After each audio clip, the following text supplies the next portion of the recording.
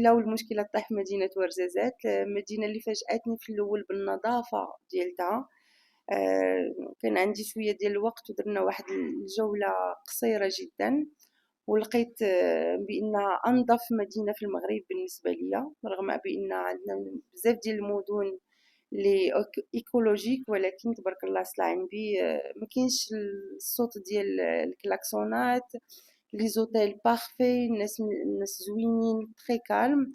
وقلت مع راسي عندي الزهر انه وقع لي مشكل في مدينة ورزازات اللي تشرفت انني نزورها.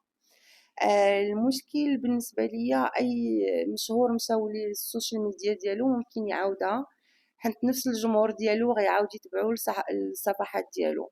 ولكن أنا اللي ما سمحتش عليه وما نقدرش نسامح عليه هو سبب حضور اليوم، وقلت لسعادة الرئيس في المحكمة، هي أنه ضرني خاطري بزاف.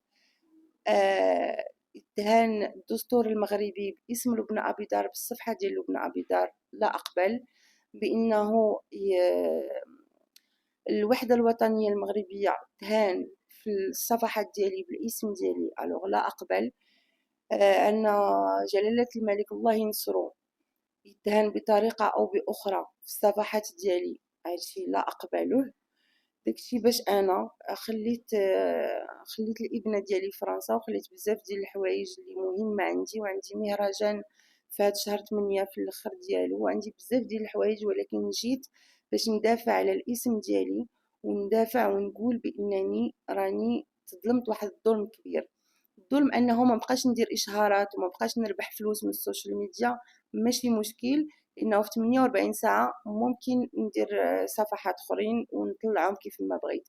ولكن باش نتهان انا وتهان الزملاء ديالي ويتهان الدستور المغربي، ما نقدرش نصبر وما نقدرش نسكت. لهذا انا موجوده اليوم، وقت ما استدعتني المحكمه غنعاود نحضر، وما كنطلبش تعويض مالي على شنو وقع ليا وعلى الضرر اللي وقع ليا وعلى الضرر اللي وقع للمتتبعين ديالي. ولكن انا كنصرخ صرخه كبيره وكنقول بانه ما يمكنش صفحات كبار بحال هكا يستغلوهم وقت طويل ويحشمونا قدام الجيران اللي حنا ديجا عندنا معاهم مشاكل في السوشيال ميديا، ونوليو حنا فنانه الصفحه ديالها سيرتيفي كتمس بشرف الدوله ديالتها وكتمس بالوحده الترابيه. الوغ انا ندير ثوره، وهذه هي الثوره ديالي، لازم يتحاسب ولازم ياخذ الجزاء ديالو. السبب اللجوء للقضاء واش كان ما نشره بدون علم ديالك او من اجل استرجاع الحساب ديال الحسابات ماشي مهمين، كيف ما قلت لك الحسابات ممكن ندير حساب وندير فيه لايف مده ديال ساعتين غيطلع لي الحساب ديالي. التوثيق دابا في شركه ديال ميطا ب 30 اورو ممكن توثق، ماشي هو التوثيق ولا الصفحات، ولكن انه كون كان تمادى وحط مثلا صور جنسيه او حط نكات او حط مشاكل ما عنديش مشكل، ولكن بالاسم ديالي دهان الدوله المغربيه لا ما نقدرش، لا ما نقدرش. انا مستعده نجي نسكن هنايا في اكادير في ورزازات حتى تحل لي المشكل في ورزازات، ما نرجعش اصلا باقي لفرنسا، لانها قضيه ماشي صغيره. القضيه انا بغيت نعرف واش شي حزب معين ولا الجيران، ممكن يكون شي حد من الجيران لعب ليه بعقل وعطاه شويه ديال الفلوس باش يدخل يهني ويهن المغاربه ويهن دوله عظيمه. واش كتعرف حنايا من كنسافروا بزاف اي دوله مشينا ليها كنفتخروا ونقولوا حنا مغاربه، ماشي فقط شنو كيدير السي بوريطه وشنو كيدير سيدنا الله ينصرو وكيفاش غاديين حنايا في التطور وكيفاش حنايا قاتلين الجيران. حنا في بزاف ديال الحوايج حنايا كمغاربه كنحسبوا راسنا سفراء في بزاف ديال الدول. حنايا دابا ملي كتشوف تيك توك ولا كتشوف بزاف ديال البلايص كتلقى بنات كيطيبوا كسكسو كيطيبوا طاجين كيمشيو حدا لا طوغ ايفيل كيفرقوا على الناس. حنا كلنا سفراء، حنايا كنا ناس كنحاولوا نساعدوا السي بوريطه باش البلاد ديالنا تقدم، لان كلنا جنود مجنده لهاد البلاد. ولكن باش انا نكون مناضله نكون انسانه كنحس براسي هكا وتجي نتايا في الاخر تاخذ لي كونط ديالي وتخدم بهم مع جهه معينه، فانا لا اقبل هذا. وانا متاكده بان القانون المغربي وبأن المحكمة المغربية غادي تنصفني. أكيد حنا في دولة حق وقانون. والسبب علاش ما تحسمش القضية في المحكمة؟ ما تحسنش في القضية، وما ديجا رجال السلطة الله يخليهم دار واحد البحث كبير ودارت خبرة على التليفونات، ويعني كانت واحد لا بروسيدور طويلة، والقضاء هو هذا ضروري كاين شوية ديال الوقت، لأنه ماشي حين جيت هدرت أنا، حتى هو عنده حقوق وحتى هو مغربي. كنت حضرت في المحكمة ما كانش شي وقت طويل، ما قداش. ما خداش وقت طويل في المحكمة لأن المحامي ديالو طلب التأجيل وهذا حق ديالو، وأنا بالنسبة ليا عطاني سعادة الرئيس جوج ديال الاختيارات، جوج ديال لي دات، واش بغيت في شهر 8 ولا بغيت في شهر 9. يعني سعادة الرئيس الله يحفظه حاول باش يرضي الطرفين بجوج، والمحامي طلب التأجيل وهذا حق عادي باش يتطلب. آخر سؤال، المطالبة ديالك رفع الدعوى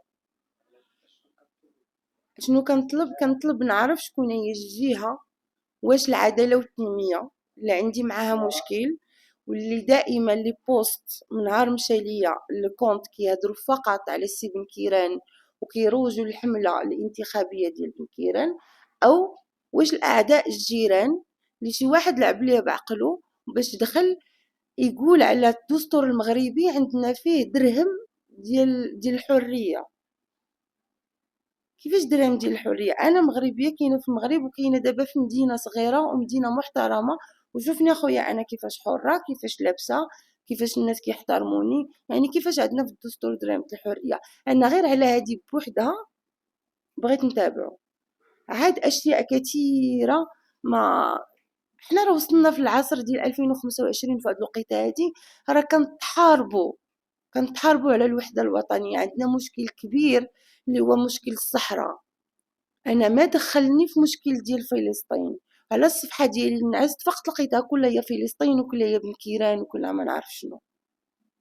يعني انا حصلت بالظلم والحق، راه انا ما بغيتش تعويض مالي، انا ما بغيتش تعويض مالي، بغيت العالم يعرف بانه راه ماشي انا اللي كتبت داكشي وماشي انا اللي كنت كنروج لداكشي، وفوالا وناخذ الحق بالدستور اللي قال عليه في درهم ديال الحريه.